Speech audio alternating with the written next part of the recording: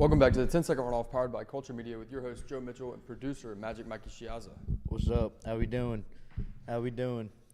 Oh, man. Oh, there we go. You got to flip the camera. Yeah, I kind of had a little fluster there for a second. I wanted to show off our new layout. There it is. That's what I was focused on for a second. But, yeah, we're out here doing big things. New layout. Looks really good. Designed by Joe himself. Yeah. So we like it. We're looking good. To be fair, I used your thumbnail. Thumbnail and just change it. Template. So. But hey. Nothing crazy. It's looking good. Hey, man, big news. Oh, I messed up on that. Not that one. See? That's the guest one. See, yeah, we got too many things going on. I'm already messing it up. Okay. Big news going on. We've been talking about it for, has been years now. Lincoln Riley just unable to pull the trigger and, do something right for the defense and moving a different direction. He did today. Alex Grinch was fired from USC, and as much as we, aren't necessarily calling for people's jobs and saying, we hate to see anybody lose their job. They have families, all that kind of stuff. But let's look at the statistics so far this year. USC is 119th in total defense, 118th in run defense, 105th in passing defense, and 121st in scoring defense. It was time for something to change. Yeah, McDonald's is hiring. He'll be fine. Wow. I didn't say that. Regardless, I think this was the right move. It needed to be done. Moving on. We hit our locks this week. We're 5-5 on the year. Let's go. In parlays, I think when it comes to individual picks, that's 30 individual picks on the year, and I want to say we are 24. We're 24-6 individual picks on the year.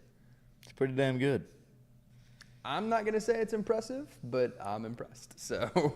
Hey, money don't lie. We had Ohio State minus 8.5. They won 35-16, so they won by 19. We could have doubled that spread and been fine. We had Utah minus 3.5. They won it 55-3, so they won it by 49. Yeah. We were safe there. We had Louisville minus 2.5. They won it 34-3. So again, safe across the board. Ohio State scared us for a second. They won their game against Rutgers 35-16. It was close at half. Not only was it close, Ohio State was losing at half. Yeah. It was 9-7. They started the third quarter with a 93-yard pick six, so huge. Really, really big play by the defense to go and make a change and get back out in front. From there, Travion was the difference. Rushed for 128 yards and a touchdown on top of being Ohio State's leading receiver with 5 catches for 80 yards. Marvin Harrison Jr. is right up there in the mix in terms of kind of everybody's collective Heisman poll. He's somewhere between 5 and 8, depending on where you look. He was, I don't want to say shut down. He didn't have a ton of yards, but he had 2 touchdowns. He had 4 catches for 25 yards. 2 of them were touchdowns, and both of them just like big boy, grown man catches, grabbing it and pulling it away from the DB. Impressive. He's one of the best receivers in college football. He may be the best receiver in college football. Don't think he's going to win the Blitnikoff because he's not necessarily leading in any individual stat. But nonetheless, he's a first-round draft pick and an early first-round draft pick. Dude's incredible. I saw a mock draft of him going number 1 overall to the Arizona Cardinals. I don't know no receiver's gone 1 since Keyshawn Johnson in 96, I believe. I think he went 1 or 2. Damn, Mikey? He's on the Jets, so I knew that. But, to even be a top 5 pick as a wide receiver, that's extremely impressive. Oh, no doubt. No doubt about it. All right, we have number 2, Georgia. They beat number 12, Missouri, 30-21. This one was really, really interesting. Fantastic game, as advertised. I did not think that Missouri was going to cover the 14.5-point spread. They did, and they had a chance to win late. This game saw 4 lead changes. Brady Cook and Missouri got the ball down 6 with a chance to reclaim the lead with 9 minutes remaining. We were both locked in on this one. It was Nazir Stackhouse. The defensive lineman with the pick there late, set up the possession for Georgia to go ahead and make it a 2-possession game. Again, down 6 with 9 minutes left. Brady Cook at that point had only had 2 interceptions on the year. That one hurt bad because it pretty much, the game wasn't out of reach. They ended up getting it back down 9 with 4 minutes, you would have needed a quick drive, onside kick, and then another quick drive. It wasn't technically out of reach, but it felt like the game was over at that point. Brady Cook gets the ball, down 9 with 4 minutes left, throws another pick. So look, in the last 9 minutes of the game, he went from having 2 picks on the year to 4 picks on the year. The other two, the two that I haven't mentioned, were both against LSU, and their only other loss on the year. At some point, by the way, that's Missouri's only 2 ranked opponent or currently ranked opponents that they've played this year. Lost both of them. Brady Cook had 2 picks. I think Brady Cook is a great quarterback. He's really good. Like, he's a really good quarterback. He's really efficient for the most part. Outside of these 2 games, he takes care of the football. But the problem with Missouri is that when Brady Cook doesn't take care of the football, they can't win the game.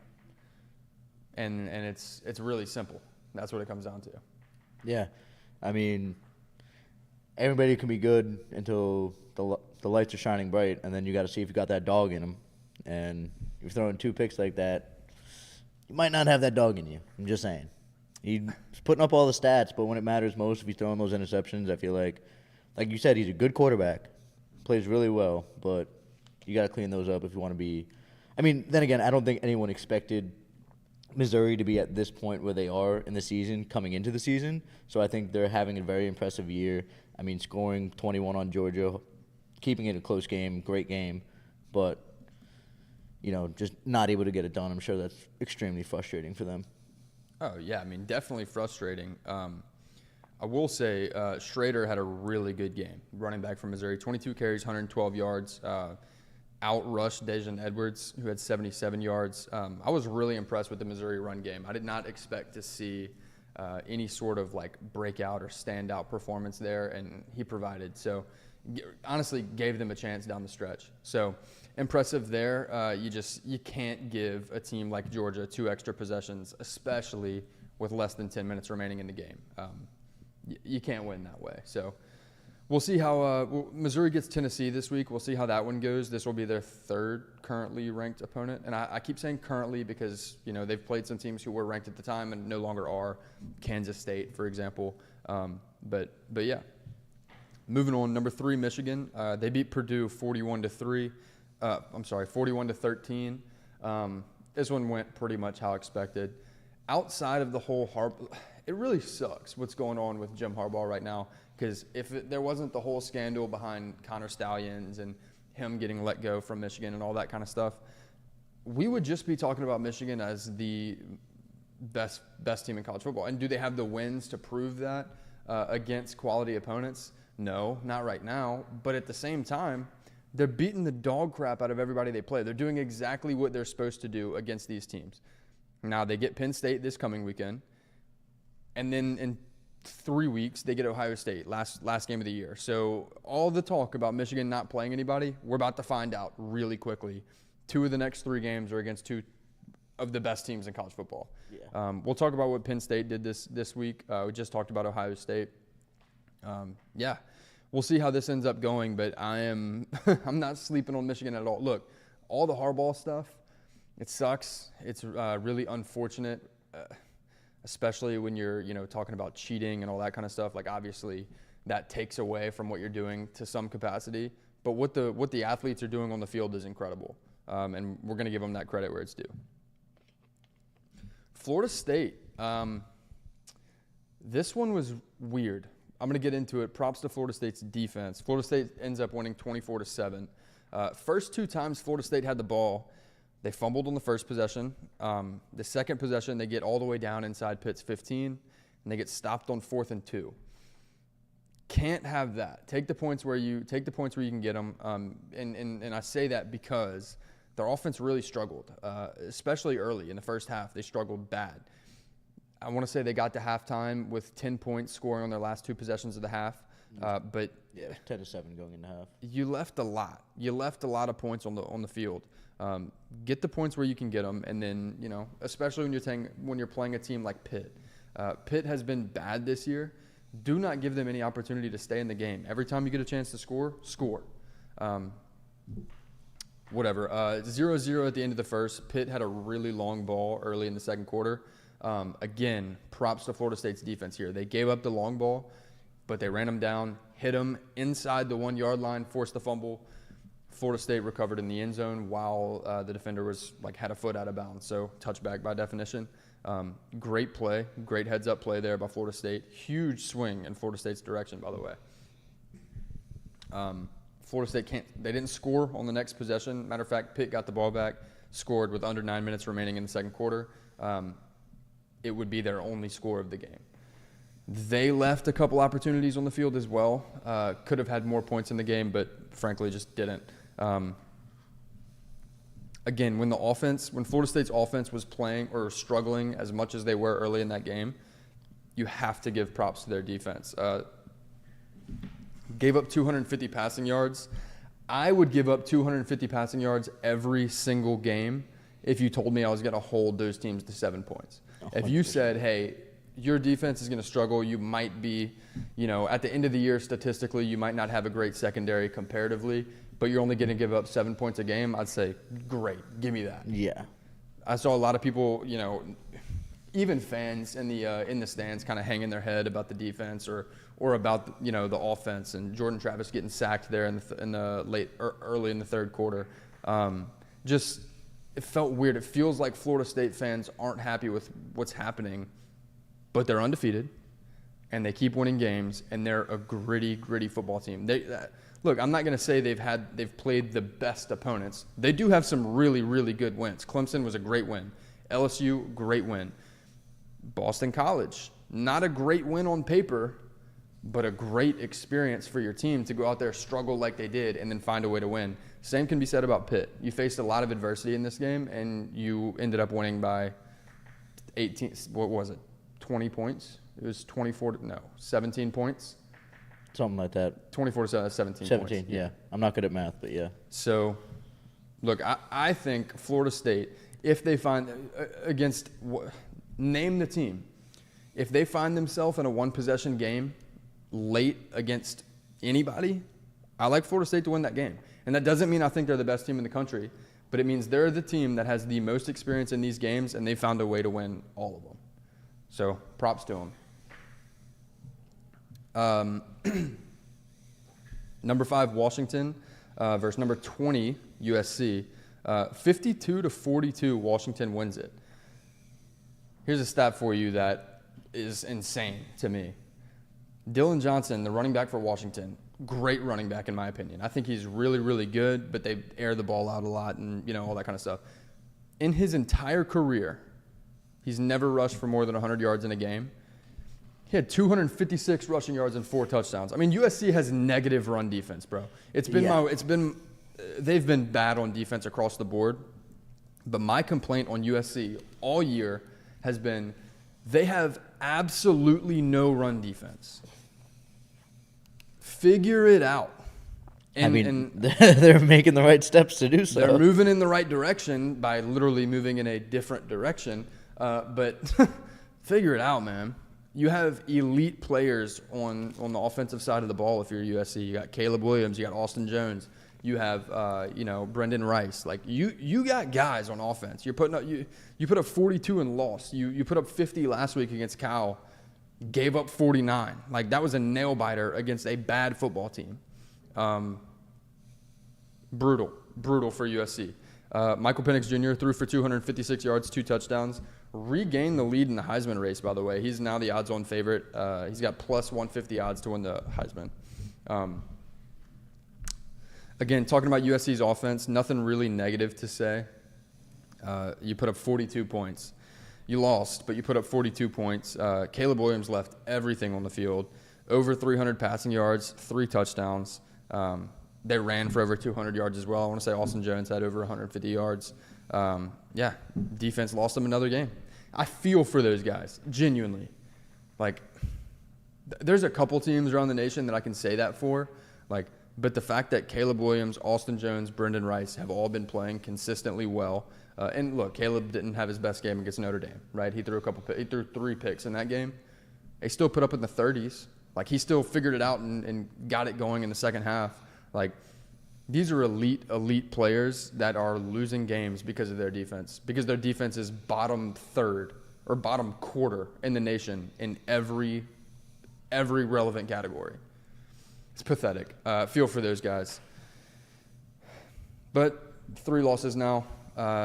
Any hopes of competing for the Pac-12 championship, for getting a New Year's Six bowl, like all that stuff's done. It's over. Yeah. Number 6, Oregon beat Cal, again, the team that just put up 49 against USC last week. Beat them 63-19. I mean, holy crap. They're good at football. Oregon's really, really, really good at football. Bo Nix, again, second in odds. He's got the second best odds to win the Heisman now. We're shaping up for a Oregon-Washington rematch in the Pac-12. I really don't see a way that doesn't happen at this point.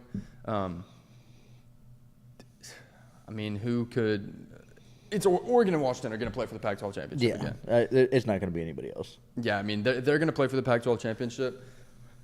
Unfortunately for Washington, I don't know if they're going to be able to beat Oregon twice. For all the guys that Washington has on offense, their defense isn't quite as reliable as you would like them to be. Are they a horrible defense?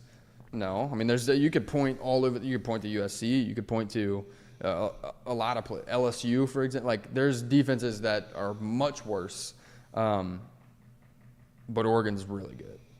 Oregon's got a really, really solid defense, and offensively they're electric. Bo Nix, again, second in odds to win the Heisman. So that one's going to be an exciting one. Looking forward to see that. If they play again, who are you taking? I think Oregon's going to win. Yeah. I mean, the way they're playing, I don't see a way that Washington – I mean, they could win the game. I'm not saying I don't see that happening, but I definitely think that the way Oregon's been shaping up throughout the season, plus we've always said it's really hard to beat a good team twice. So I think Oregon's going to come back with whiteboard material for that game. They're going to be hungry. They're going to want to win, and I think they will. Yeah. Yeah, it infuriates me, to be honest with you. Not because I'm a Washington fan or an Oregon fan or whatever. I'm not. I'm neither. I could care less who wins that conference, except that I picked Washington to win the conference preseason, picked them to go into the playoffs undefeated, and looks like that's pretty much shaping up, except I didn't account for them having to play Oregon twice. So we'll see what happens, but it's gonna infuriate me if I was just barely off because they had to play Oregon twice. Whatever. Number 7, Texas beats Kansas State 33-30 in overtime, and I don't even know if I'm willing to say Texas beat Kansas State. They won the game. I don't feel like they beat Kansas State. They jumped out to a 17-0 lead. You look up about an hour and a half later, and Kansas State's got an opportunity to win the game. Early in that one, what was it, the second quarter when they were up 17-0? Mm-hmm. Yeah, I pretty much was – we literally had it on. We had it on in the shop. I know you weren't here on Saturday, but had it on in the shop, and I flipped the channel. I was like, oh, Texas is boat racing them. Nope.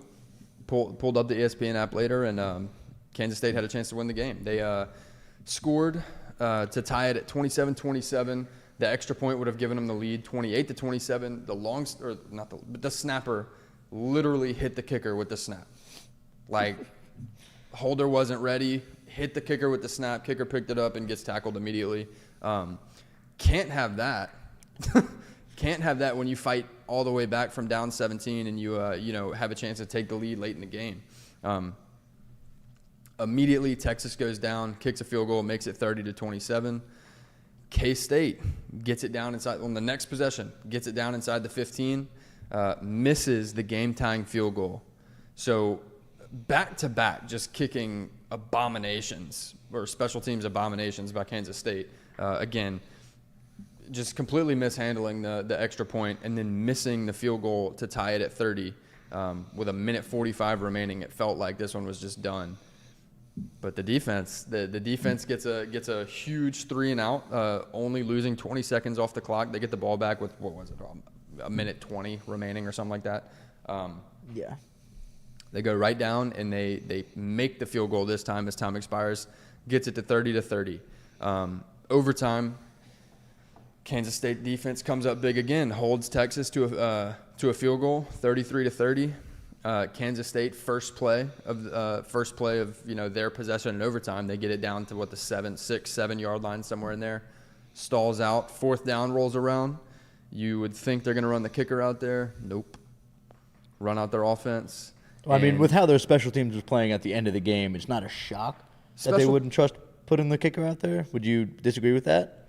Yeah, special teams got them to overtime. I understand. I guess. I understand that it was you botched the extra point and then you missed a field goal, but you're at the 7 yard line.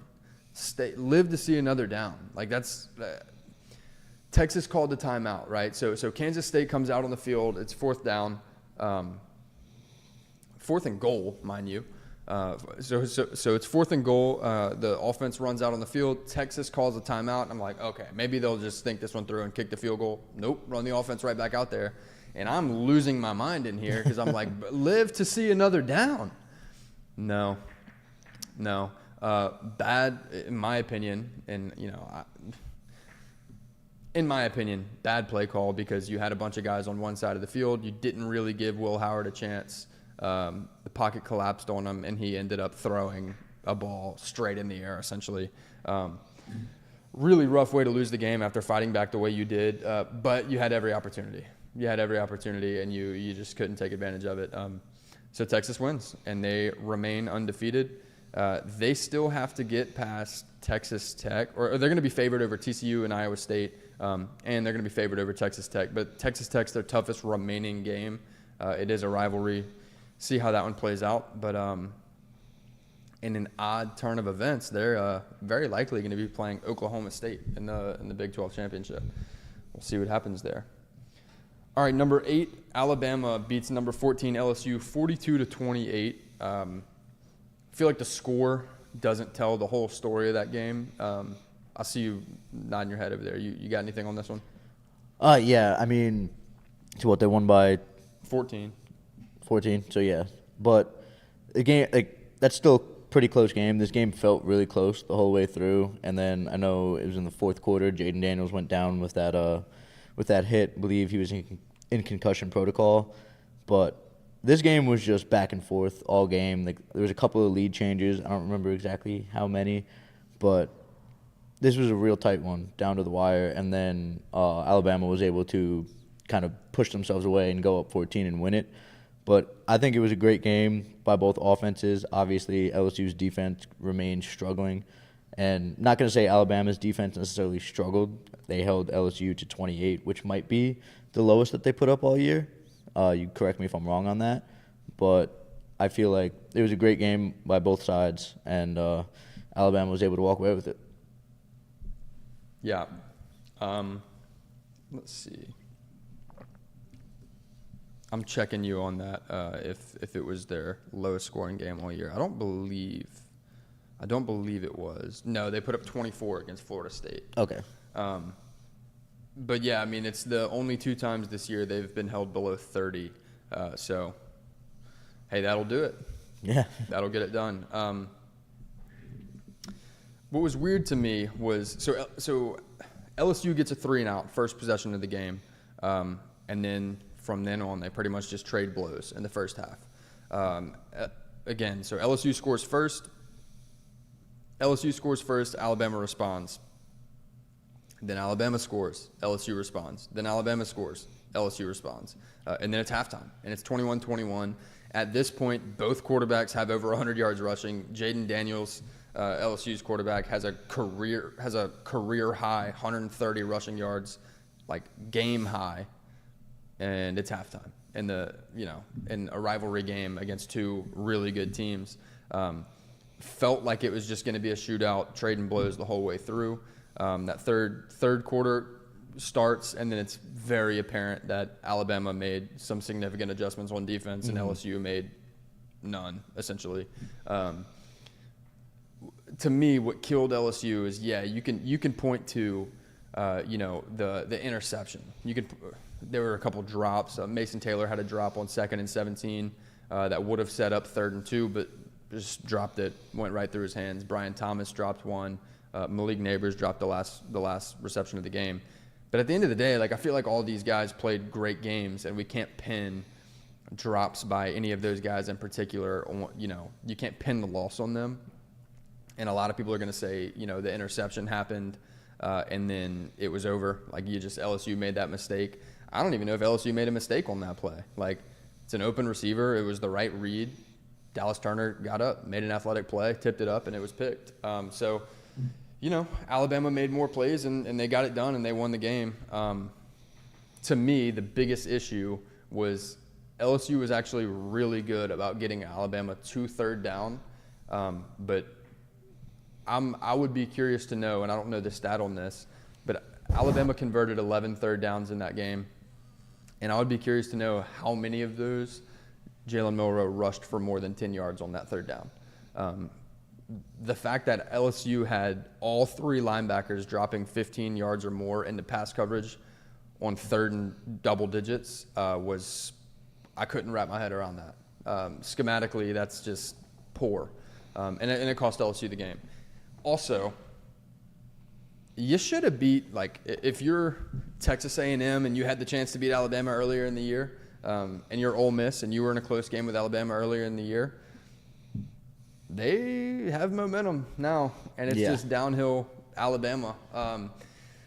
This team that, early in the year we thought this isn't vintage Bama. They're not, they're not even going to get back to Atlanta in the SEC championship game. This is a team that now has better odds to get to the college football playoff than Georgia currently, right now. Jalen Milroe showed you what he could do with his feet. He rushed for over 200 yards and balled. He had 4 rushing touchdowns. This is a team that's playing well in all categories right now. They're top 10 in the entire nation in plays of 40 or more yards. This Alabama team is going to be really, really hard to beat by anybody. If they find a way to get to the play, if they can beat Georgia in the SEC championship, they haven't clinched the SEC West yet, but they control their own destiny right now. All Alabama has to do to get to the SEC championship game is not lose their 2 remaining SEC football games. They can lose one of them and still get there. Yeah. They just can't lose out. They have 3 games left. They have 3 games left, but 2 of them are SEC games. They just can't lose both of them. Mm-hmm. If they're going to keep their college football playoff hopes alive, they really can't lose. They have to win out.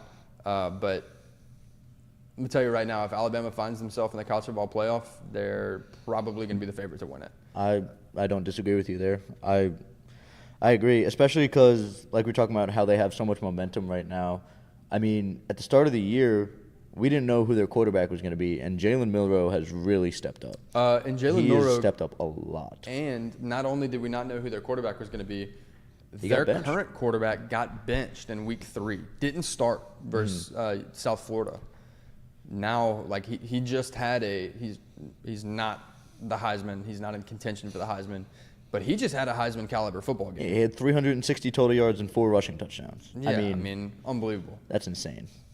When the concern for an Alabama football team was they don't have a solid quarterback, and now they have a quarterback, collecting 360 yards and 4 touchdowns on his own, while their defense is holding Jaden Daniels and LSU's offense, who coming into this game was the best in the country, to 28 points, forcing a turnover, getting a turnover on downs. There was a 4th and 2 early in that game that played a difference too. So there was 2 4th downs that LSU didn't convert and 1 interception. So yeah, I mean, even still, they gave up 478 total yards of offense, and they still found a way to hold them to 28 points. That's extremely impressive. Which sounds like you give up 470 yards of offense. It's ooh, that's a bad game defensively. That's 100 less yards on average than LSU gains on offense every game. Yeah. So great day by Alabama's defense, even better day by Alabama's offense. So hats off to them. Like I said, if they find themselves in the college football playoff, it's going to be hard not to pick them to win it. Yeah, no team wants to play Alabama right now. I mean, I don't think any team ever wants to play Alabama, but right now you're kind of looking at them as they're probably a lot better than we thought they were a month or 2 ago. Yeah, and that's what happens. You give a team as talented and as deep as Alabama all the way into week 10 of college football with only 1 loss. You didn't beat them when they were still figuring it out. Like, you didn't knock them out of playoff contention while they were still figuring it out. And here we are. It's November, and, they've got a great shot to find themselves in the playoffs. Number 10, Ole Miss. They hang on and beat A&M 38-35. This one was just a shootout from start to finish. Max Johnson threw for 305 yards and a touchdown. Jackson Dart threw for 387, 2 touchdowns. Kind of a quarterback duel. Late in that one. By the way, Ole Miss needs Alabama to lose 2 games, but they only have 1 loss, and unfortunately for them, it's to Alabama. They got them kind of at the right time. If they would have beaten them there, then they would have. They're gonna get Georgia next week, but if they caught them at the right time, they easily could have been undefeated, and we would have been having this conversation about them. But they missed that opportunity. Again, Max Johnson late in that game threw a ball, kind of a duck to the sideline. Looked like it got picked. The vault went crazy. Guy was out of bounds. He didn't have full possession of the ball. Didn't matter. A&M missed the field goal to tie it. It's more of the same from A&M. They find themselves in a lot of games. That's their 4th loss on the year. They find themselves in a lot of games outside of Miami, but they just keep finding ways to beat themselves. Sucks if you're an A&M fan, but it's pretty much what we're all kind of used to seeing at this point. Saw it a lot last year too. It's becoming the norm for A&M, and that sucks. Something's going to have to change for them. It also sucks that they're playing with their backup quarterback, who really, honestly, had a good day. Threw for 305 yards and a touchdown. Yeah, very impressive. And let's just talk about, you saw the punch that I'm about to talk about, right? Did you see this clip? Go ahead. Yes. So after a play was over, Shamar Turner of Texas A&M was on the ground, and Ole Miss offensive lineman is looking down at him, and he just hit him with the Johnny Cage, bro. Anybody's ever played Mortal Kombat, you know what I'm talking about, where he was just on his knees, and he just hit a full uppercut right into this guy's groin. I mean, it was dirty. It was a really dirty play by him, and I believe he got ejected after that.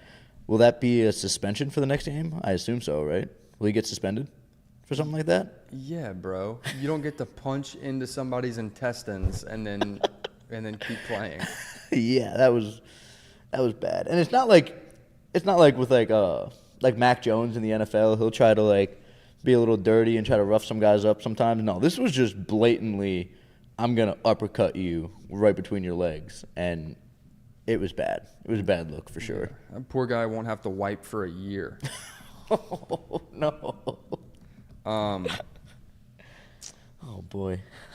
All right, so Penn State, number 11 in the country, only loss to this point is to Ohio State.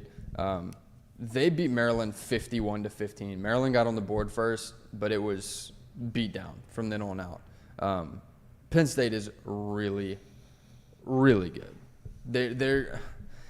It blows my mind that everybody keeps just going back to this. Yeah, they're a great team, but they're going to lose to the 2 best teams in the Big Ten, and well, that's kind of where they're going to remain.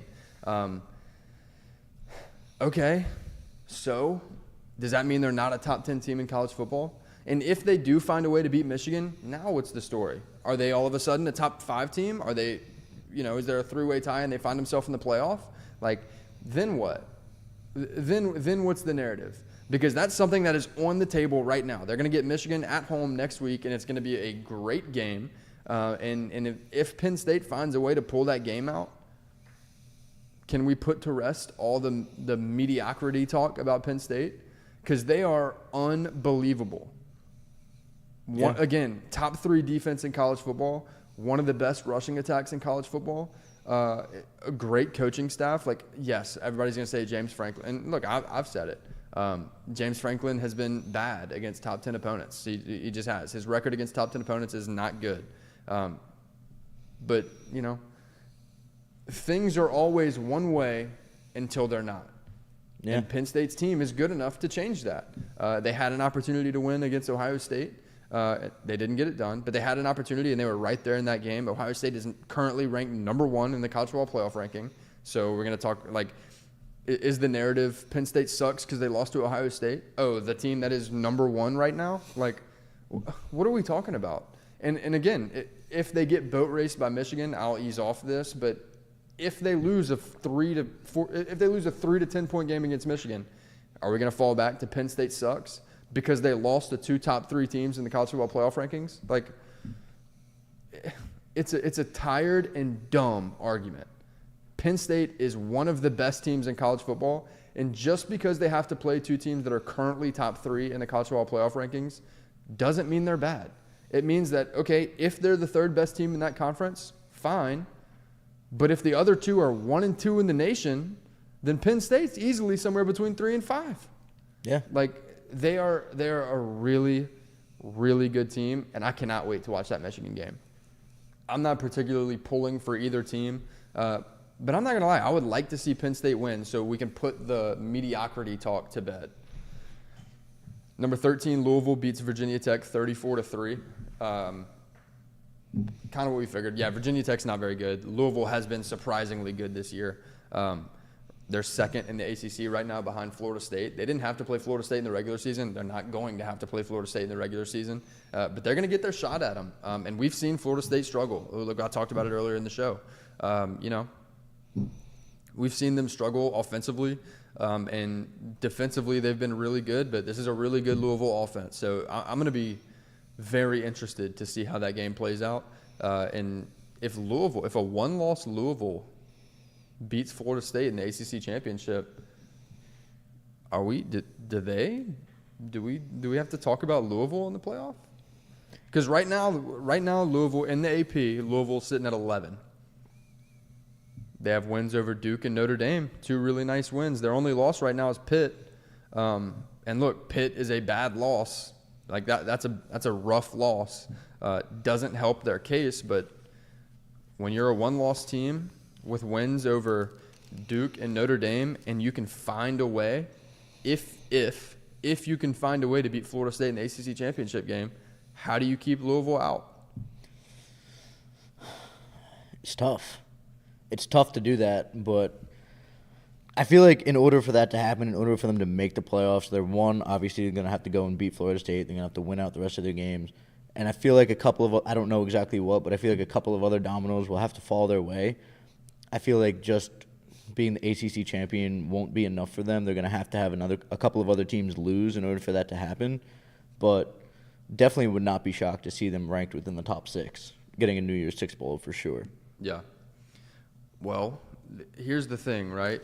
Louisville has a win over Georgia Tech already, okay? And I know we're talking about Georgia Tech because they are literally 5-4. Not good. Yeah, I mean they're barely even in their record, but they're sitting 3rd in the ACC in terms of conference standings right now. So Louisville's got to play Virginia next week. You can't just give people wins, but we can give them that win. You kind of can. We can assume Louisville's going to go beat Virginia. They close out the year to Miami and Kentucky. 2 very winnable games, but also losable games. Miami's been good. They, funny enough, lost to Georgia Tech, but they have a win over Texas A&M. They have a couple of nice wins on their schedule or on their record. But I would expect Louisville to win that game. It's probably going to be a single-digit spread and should be a good game. But I would expect Louisville to win. They close the year out to Kentucky. That's a hell of a run. That's a hell of a run game that they're going to have to be tasked with stopping. But I don't know. I don't think Kentucky's going to be able to keep up with Louisville scoring. Louisville would have to lose to both Virginia and Miami to get passed by Georgia Tech. If they win next week, they clinch. They're in the ACC championship game. Yeah. And if they win out in the regular season, they're in the ACC championship game as a one-loss team, playing a team that is damn near a lock for the playoffs.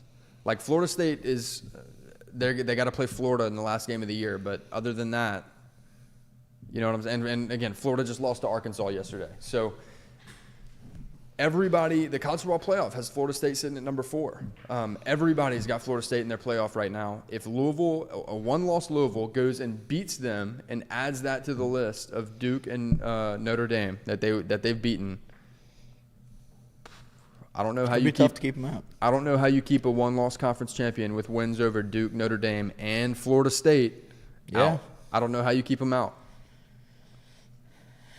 Yeah, I can't disagree with you there. I can't. That'll be really interesting to see. I'm excited to see how that plays out, and definitely going to ruffle some feathers. That's for sure. All right, Clemson. Clemson gets a win over number 15 Notre Dame, 31-23. As crazy as this sounds, Clemson is now positive in their record. They were 4-4 coming into this one. I missed on this one bad. I thought Notre Dame was going to kind of run away with it. With Will Shipley being announced that Will Shipley was out, I figured that was kind of their only difference maker, and him not playing was going to cost them. It didn't. Phil Maffa, he put the team on his back. He rushed for 186 yards, 2 touchdowns on 36 carries. Look, when Cade Klubnik's throwing for 50%, why not? Make Maffa the workhorse. Go get it done on the ground. Huge props to him. He had more yards on the ground than everyone who carried the ball for Notre Dame combined. They had 183 yards. He had 186. Really damn good.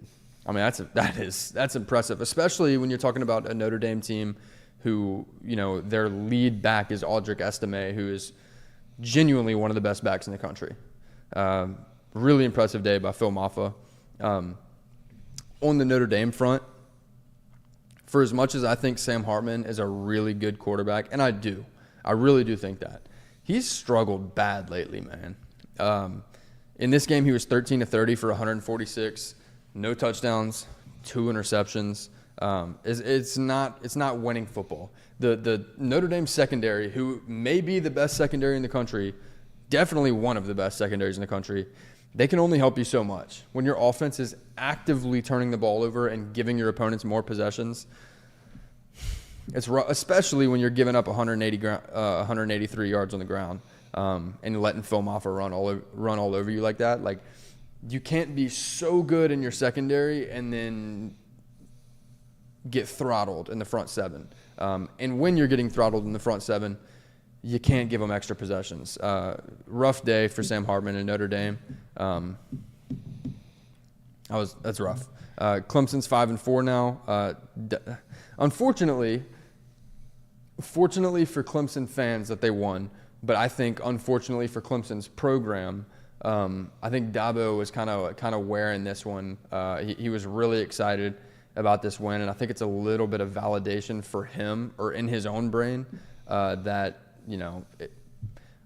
that their method works. But the reality is they have 4 losses because he refuses to go to the transfer portal.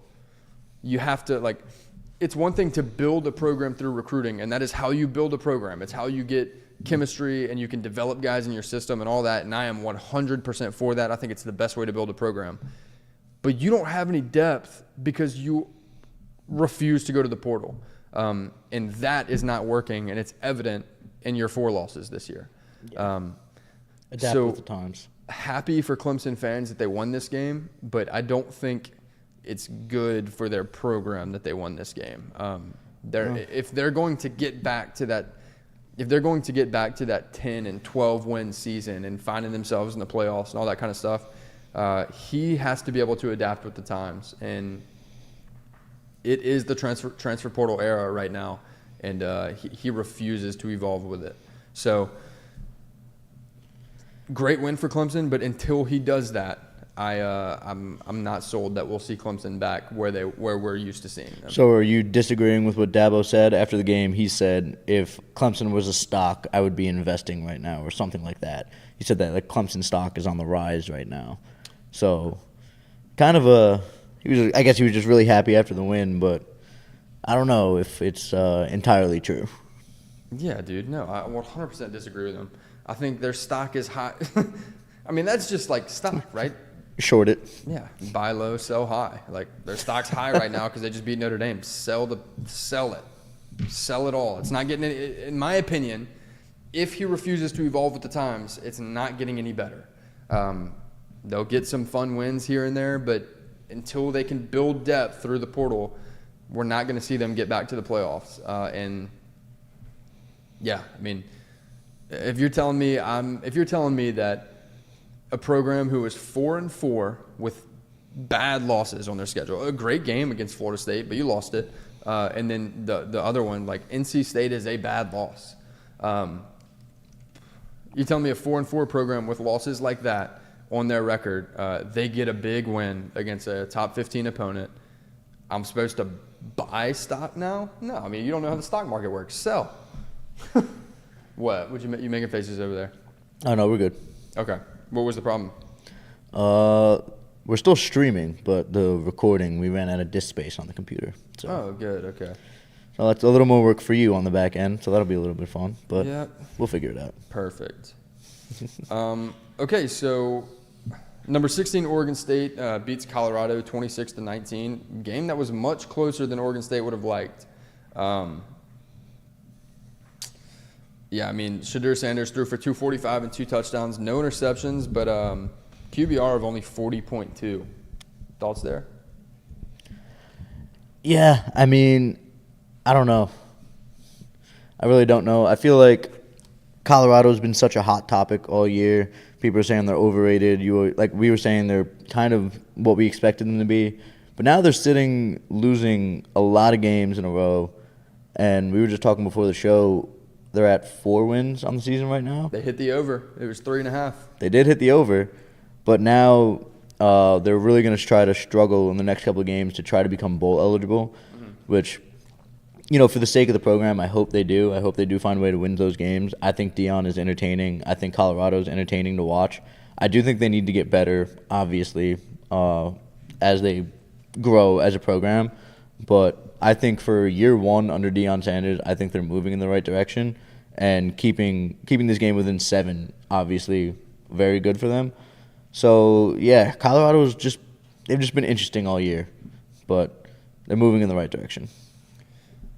As a program moving in the right direction, yes. I don't think they get bowl eligible this year. They have Arizona next week. Then they get Washington State. I think that's a game they can win, but won't. And then they close the year out to Utah. So yeah, they're not. They're probably not going to get it. No, dude, they're not going bowl eligible. Arizona's been balling. They're ranked now for the first time this year. Yeah, they've been playing amazing. You had a shot against Oregon State here, which would have been a really, really nice win.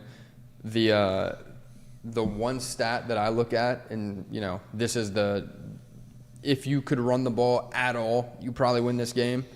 But you had, on 19 carries as a team, you have -7 rushing yards total. That's not good. No, dude. I mean, that's miserable. Oregon State had about 400 yards total. Colorado had 238 because they threw for 245 and had -7 rushing yards. -7. Yeah, I mean, you can't win games like that. They have to look. I think Deion said it best, and I don't like the way he said it because I think it's horrible for your team to just straight come out and say you gotta get better linemen. That's kind tough. of a slap in the face to the linemen you have on the team, Yeah, which deservedly so. I mean, I hate to say that. Yeah, but you're throwing your guys right under the bus. Yeah, you don't do that as a head coach. You can't do that. But he's not wrong. Yeah, he's not. He's not wrong. They're horrendous on the offensive line and the defensive line too. I hate that he said it, but he's right. You got to go get better offensive linemen. I think you have to recruit better offensive linemen and bring them up through your system. But he's in year 1 there. Until you have time to do that and develop your guys, go get better offensive linemen because you cannot win games, especially a 7-point game, with -7 rushing yards. Can't happen. Oregon State 7-2, 4-2 in conference play. They're still gonna get a crack at Oregon. They've won a couple good games, but I don't see this Oregon State team being able to compete with Oregon this year. No. There's few teams that can compete with Oregon, 100%. and I don't think Oregon State is one of them. 100%. even last year, Oregon jumped out to a big lead, and Oregon State just kind of fought their way back, just refused to quit and won. So that was a super fun game to watch. One of the best games of rivalry week last year. But I don't see them beating Oregon this year.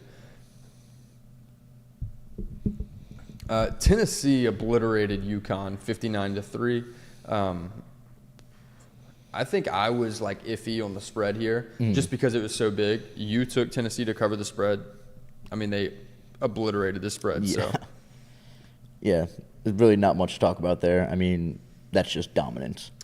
Yeah, they still get Missouri and Georgia here in the last couple weeks. They have a rough stretch coming up ahead of them. They get Missouri this coming week, Georgia the following week. They go to Missouri this coming week, get Georgia at home the following week, and then close out the year versus Vandy. At this point they can't. Well, look, if they win out, they win the SEC East. But it's not going to happen. I don't see that happening. I don't either. They'll be fun. I think there'll be fun games to watch. I think they'll be kind of close. I think it'll be entertaining football, but I don't see Tennessee winning the East or winning those next two. I think they'll drop one of them at least. And I do think that'll be to Georgia. But Tennessee can't win the East. I'm sorry. They have 2 conference losses. Okay. Yeah, they lost to Florida and Alabama. Oh, right. Yeah, I forgot about the Alabama loss. But yes, they lost to Florida and Alabama. So even if they beat Georgia, what they would need to happen is Tennessee needs to go beat Missouri this week, and they need Ole Miss to beat Georgia this week.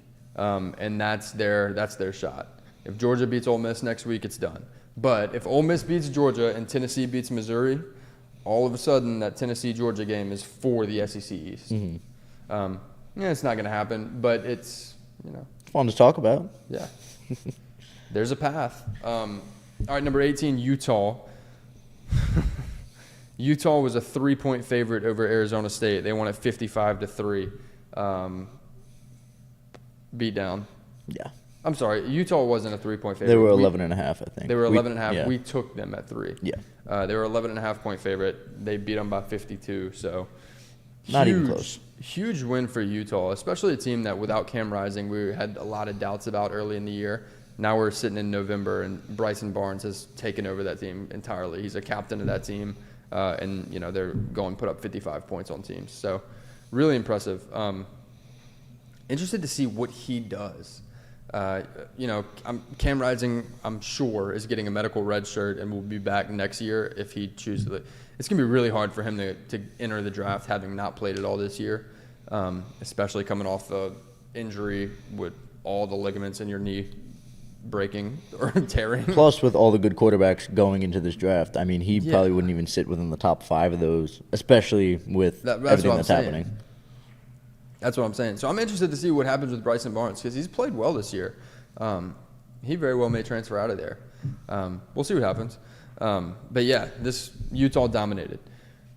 Arizona beats UCLA 27-10. This one was wild because Arizona was just dominant on defense against a good UCLA team.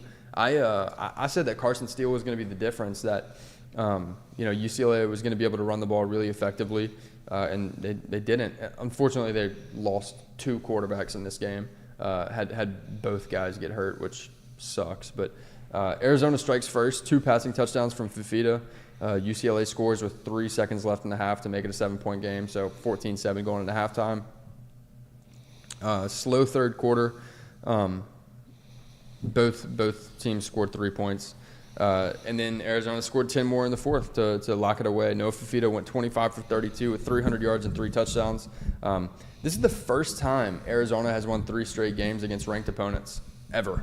You had Washington State, Oregon State, UCLA, all ranked at the time. Arizona beat them.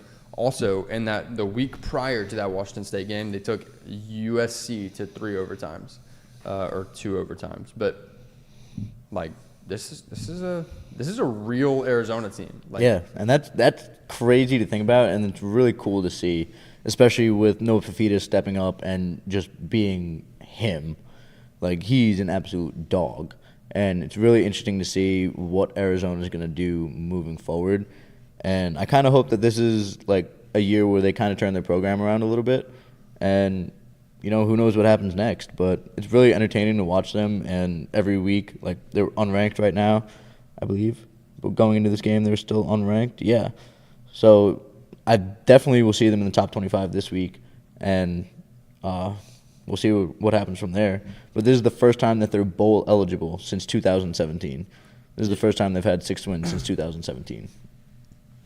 They get Colorado, then they're going to get a shot at Utah, and then they get Arizona State. So I think they beat Colorado. They beat Arizona State. That Arizona Utah game is going to be really fun to watch. Yeah. 2 teams that are playing well offensively, and honestly, 2 teams that are playing really well defensively right now. Utah loves to, with Bryson Barnes, like they've gotten to a point where they can throw the ball effectively and feel good with him at quarterback. But they run the ball really well, and Arizona's been doing that incredibly well. They've got 2 running backs over there that have been really, really solid. Fafita's been great. McMillan's been great at receiver. Like they're dangerous all over. They're dangerous. They're a damn good team. Yeah, they're 6-3 right now, 4-2 in conference play. But again, they're going to get to play Utah, and they're going to have a shot to finish in the top half of the Pac-12 after starting really bad. This is interesting. I'm interested to see if they can keep that team together. Yeah. Part of me thinks that with them going to the Big 12, part of me thinks that Fafita, McMillan, that a lot of these guys are going to end up transferring out, and I would hate to see that because I really do think this Arizona team can be good and competitive next year. If they continue to play at this level, this is a team that could see Arizona back in the mix here shortly. Sneaky good. Sneaky good for sure. Number 21, Kansas. They beat Iowa State 28-21. They just stayed consistent. They scored 7 points in each quarter. Highlight of the game was an 80-yard touchdown pass from Jason Bean to Lawrence Arnold. That was the nail in the coffin. He finished with 287 yards in the air and a touchdown. I think they should have beat Iowa State by a lot more. I don't think Iowa State's that great of a team. I think especially coming off that Oklahoma win last week, I would have liked to see Kansas play a little bit better.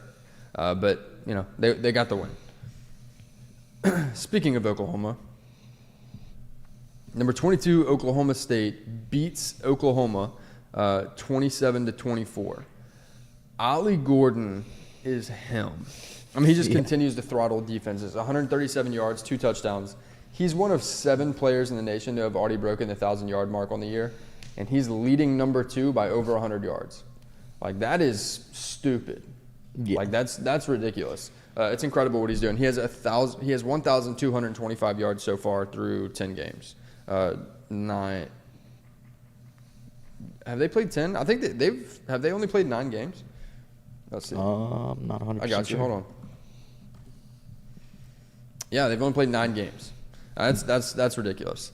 Alan Bowman threw for 334 yards. He had a great day in his own right.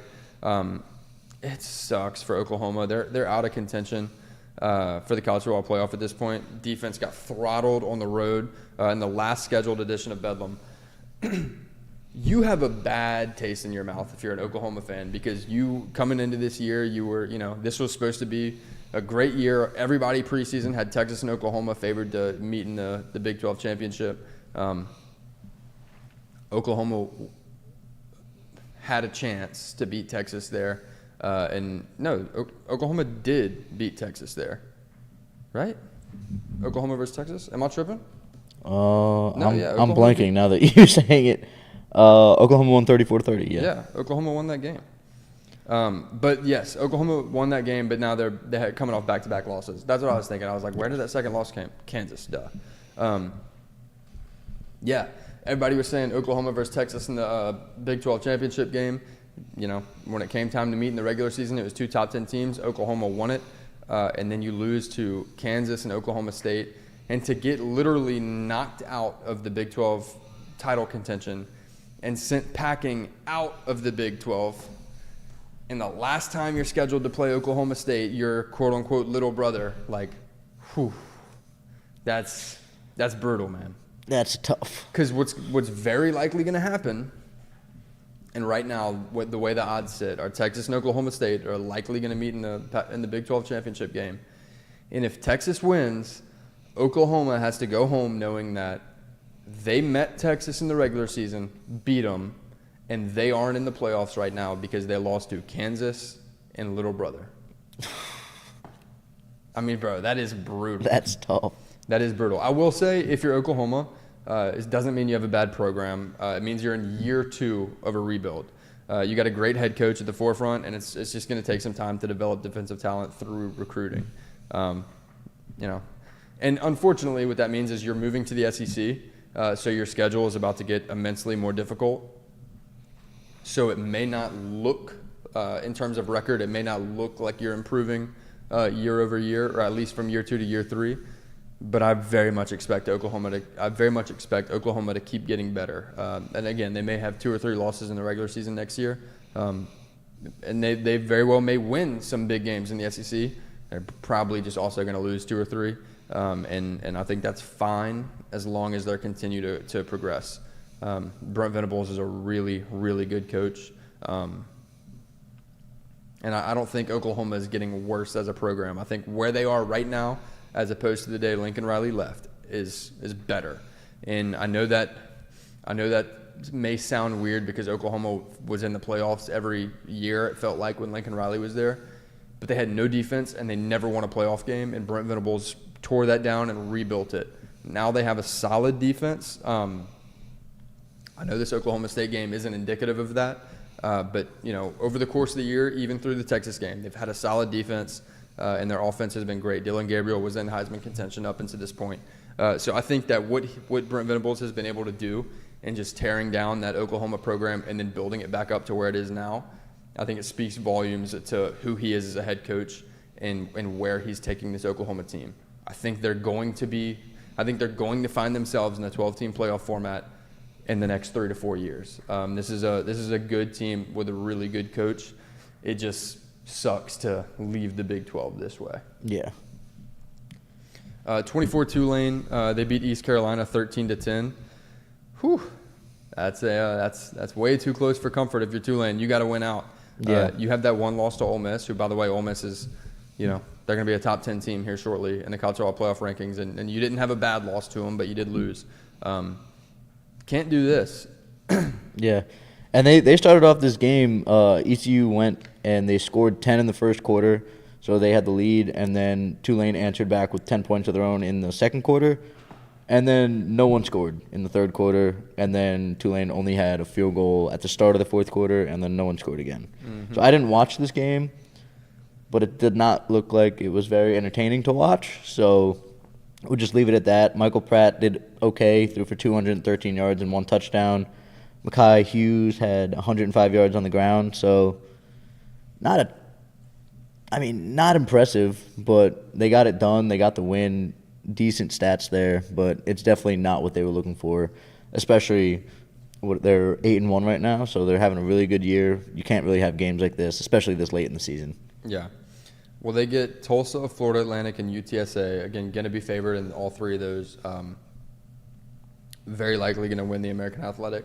But if they're going to find themselves in the New Year's Six, you don't get to have 13-10 wins over 13-10. You don't get to have a 13-10 win over East Carolina. A team with 1 win.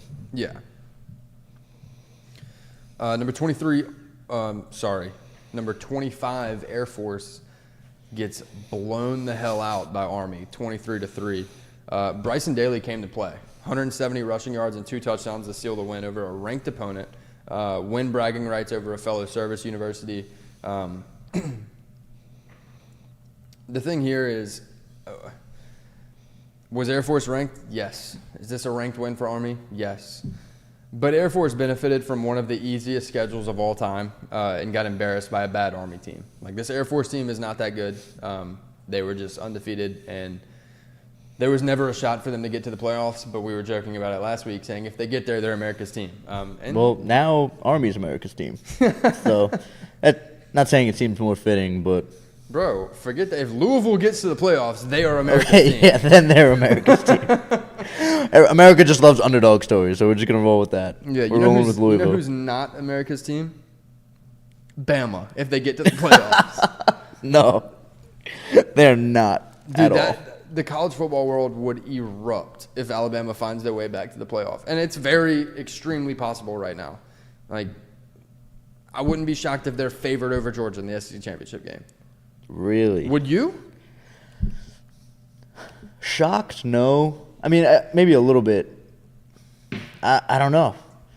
I guess it's just it's tough to not saying it would I mean, it's kind of disrespecting to Georgia if that's the case, but it's more so just giving Alabama their props for how well they've played as the season progresses. So I wouldn't be shocked, but I don't see it happening. I could see them winning the game, and I could see them being favorited, but I do think going into that game, Georgia, I mean, especially in neutral field, but they're playing in Atlanta.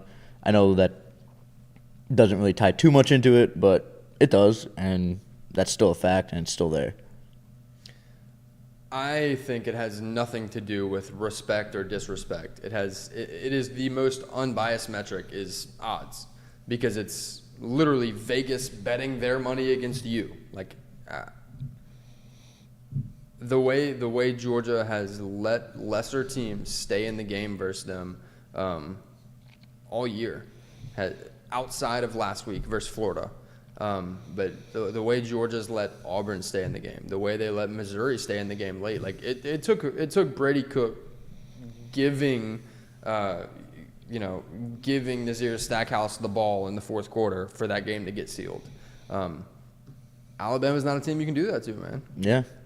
If Georgia is favored, I don't think it's by more than 3.5. Like I think it is a tight spread, and I wouldn't be shocked if Alabama ends up winning the SEC. Yeah. But yeah, the college football world will implode if that happens. Flames everywhere. Yeah. Well, all right, man. That's all I got today. Hey, if you went to any of the games this week, hopefully you save yourself some money. Went to SeatGeek, use code 10-second runoff. You would have saved yourself $20. If you're going to any of the games this week, if you're going to that Penn State-Michigan game and you don't have tickets yet, but you want to go to SeatGeek, use code 10-second runoff. That's 10SECCONDRUNOFF. Save yourself $20 at first purchase. So thank y'all for being here. We will be here Wednesday night, 8:30 p.m. Central Time for the Week 11 preview.